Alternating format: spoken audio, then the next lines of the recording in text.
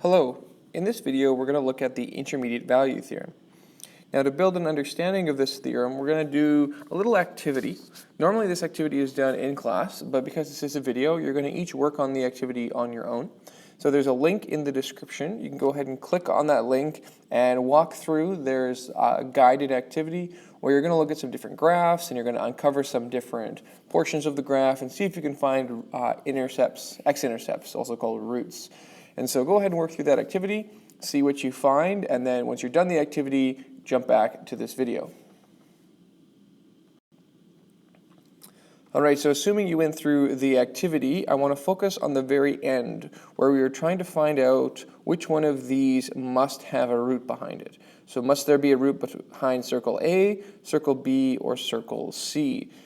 Now it seems like circle A probably doesn't have a root because, well, it just doesn't look like it does. And circle B might have a root because the function might go like this, up, and then cross, and then come back. But it seems like C must have a root. B is like a maybe, but C definitely feels like there would be a root. Because, if you notice, it starts negative and ends positive, and so it seems like it's going to have to cross the axis. So the question is, does it have a root? Well, we can actually look at the reveal for this. We can move C away and see what happens. And so if we move away A, well, we're right, there is no root behind A. If we move away B, again, no root hidden behind B. That was what we expected, but let's move away C. Oh my goodness, we thought there was going to be a root behind C, but sure enough, there wasn't. Something happened. And it seems like a bit of a cheat because, well, if the graph had been connected, there would have been a root. But we never said the graph had to be continuous. And so in this case, there was not a root. But if it had been connected, if it had been continuous, it seems like there must have been a root. And so this idea of the graph going from negative to positive means there's going to be a root as long as you also have the function being continuous. And so those are the pieces, the criteria we need to actually make a formal statement. So this would be the mathematical statement. If f of x is a continuous function on a to b, so we have to have it being continuous, and it takes the values of opposite signs at the endpoints, so it goes from negative to positive or positive to negative, then there is at least one c in the interval ab such that f of c equals 0. There's some point c where the function equals 0 or where the function has a root. However, the x-axis is an arbitrary point of reference because if you think about it, couldn't you have said the following?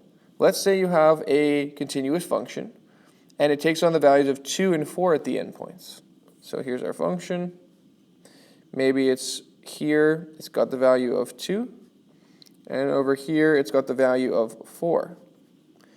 Well, then wouldn't you say that since it's continuous, it has to pass through the number maybe 3? If I was to draw the line y equals to 3. Wouldn't you agree that no matter how this function is drawn, there has to be some point, C right here where it crosses, where f of c is equal to 3? I would agree. I think that is a very reasonable statement to make. And so in this case, this isn't a root. When f of c equals 3, it's like a 3 root. You know, it's not a root, but it equals 3. And the point of this statement down here is to show, well, f of c equaling 0 is kind of arbitrary. F of c could equal 3, or f of c, we could even done 3.5 or 2.5. Really, any number between 2 and 4. If it starts at 2 and ends at 4, it could be any number along the way. It's obviously got to pass through it because it's continuous. And so we can make this statement more broad, more general, more useful. We're not just going to say f of c equals 0. We could say f of c equals any number between 2 and 4 because you could draw any horizontal line anywhere along here and the graph is going to have to pass there at some point. So the full statement, the full mathematical theorem, is called the Intermediate Value Theorem, and it goes like this. Suppose fx is a continuous function on AB, such that f of a is not equal to f of b. if n is any number between f of a and f of b, then there exists at least one number c in the interval ab such that f of c equals n. So here I have some random function and we can diagram this. Let's say this over here is our point, a, f of a. And let's say over here we have our point maybe right here. This is b, f of b. Well, I can pick any number n between f of a and f of b. So I could be maybe here, this would be a nice n, or maybe I could pick here or here. Anywhere along the way, I could pick an n.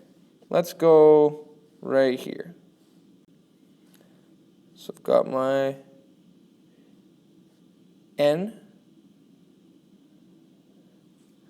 And what the intermediate value theorem says is there's going to be some point c where you get c f of c, where f of c, of course, is n.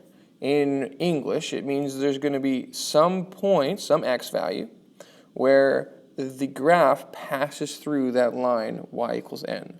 And it's going to happen for sure, guaranteed, 100%, no matter what.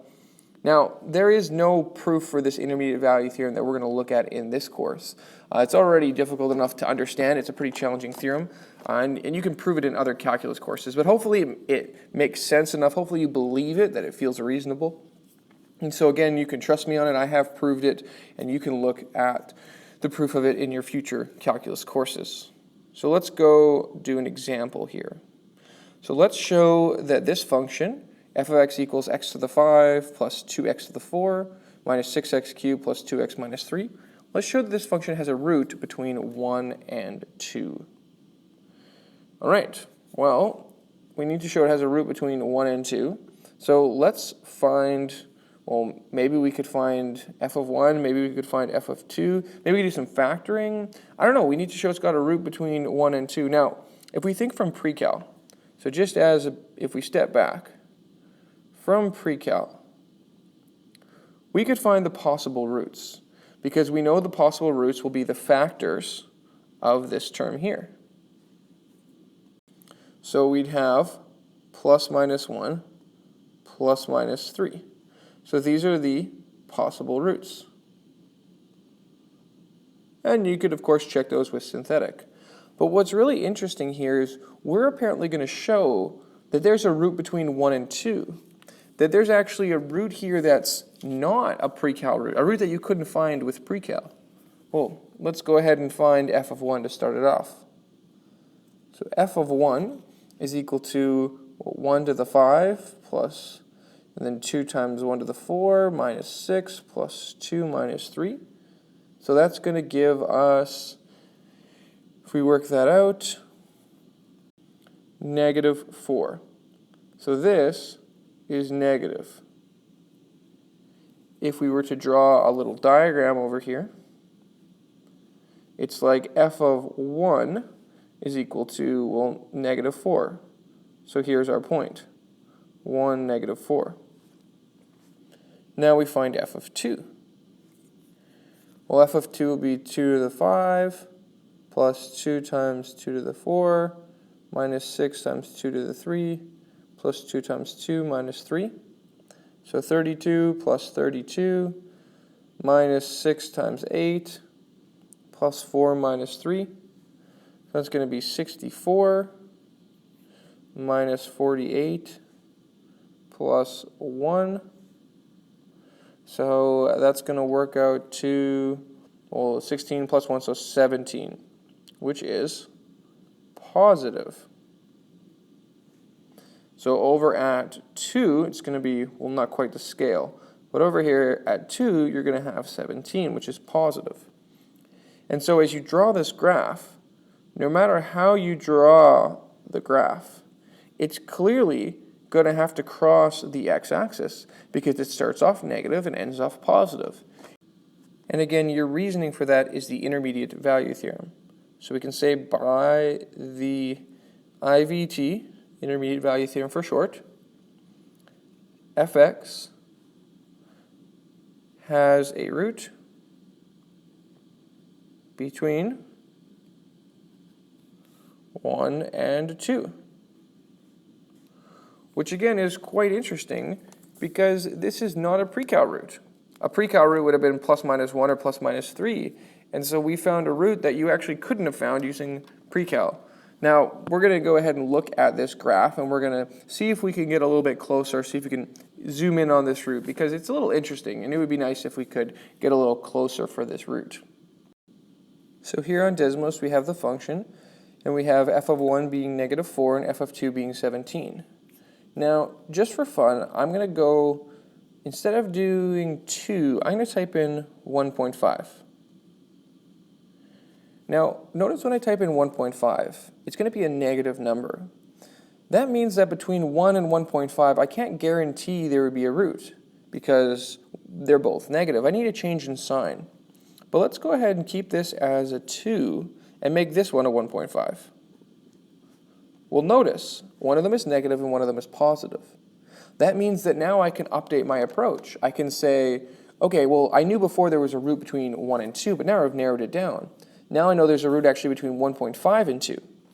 Maybe I'll bring down that 2 to maybe 1.8.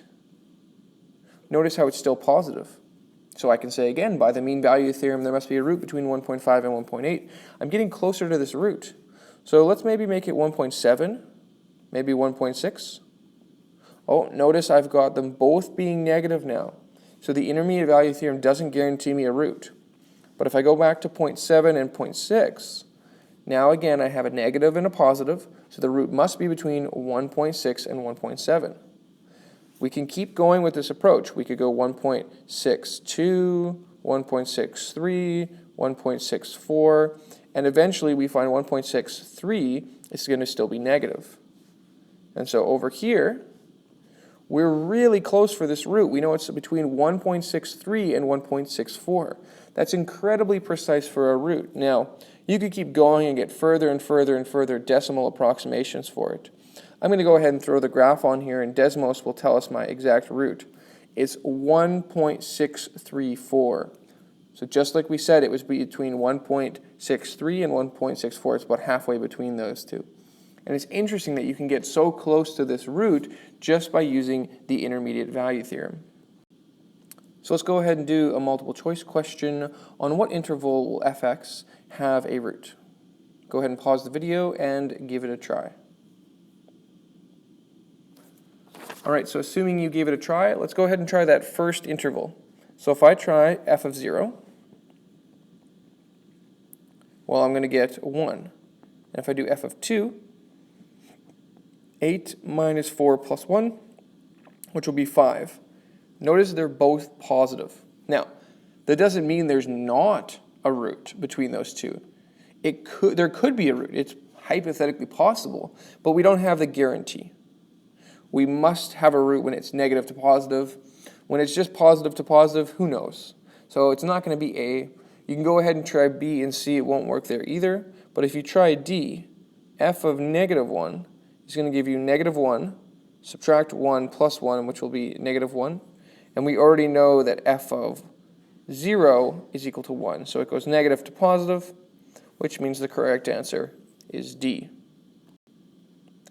So for homework, you can go ahead and try questions on page 126, 53 to 58, and you can work on the intermediate value theorem worksheet that will give you some more practice with the intermediate value theorem. So I hope you enjoyed this video, and as always, thanks for watching.